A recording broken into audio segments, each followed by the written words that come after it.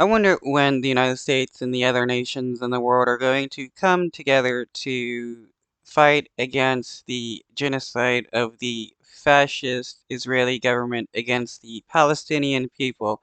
Because let's be real here, that is what the Israeli government is doing to the Palestinian people. They are committing a genocide. In this video, a bunch of Israeli settlers go to the West Bank and attack a bunch of Palestinian people, setting fires to cars and other things. Tonight, violence in the West Bank reaching a flashpoint. Hundreds of Israeli settlers storming this Palestinian town. They're called as Israeli settlers because these people go onto Palestinian land, attack Palestinian people, and steal their land. The UN has said a few things about it, but so far, nothing is ever done. Setting fire to dozens of cars and homes, killing at least one person and injuring many more. This community now left in smoldering ruins. This Palestinian resident says they burned houses, cars, and they attacked the people. We are trying to put out the fire, but we can't. And hours later, the Israeli military says it fired a drone at a militant car driving in the West Bank. Palestinian civil defense confirming 3 people were killed in the strike. Today's attack. Well, the Israeli government using drones to kill innocent people in the West Bank. And these are supposed to be the only democratic nation in the Middle East? No, they're not democratic.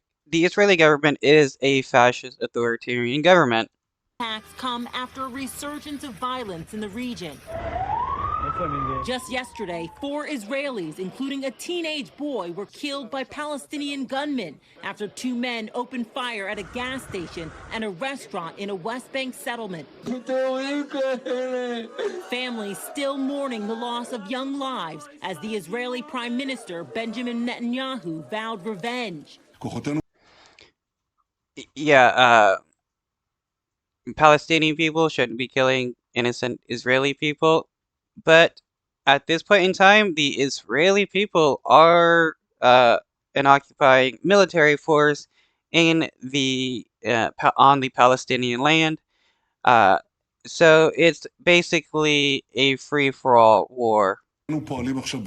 Saying in part, our forces are now operating on the ground to settle the score with these murderers. Everyone who hurt us is either in the grave or in prison.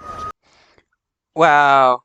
Yeah, when he sends in Israeli military people to kill innocent Palestinian children, that's totally okay for Benjamin Netanyahu, a person who got ousted from the government for corruption.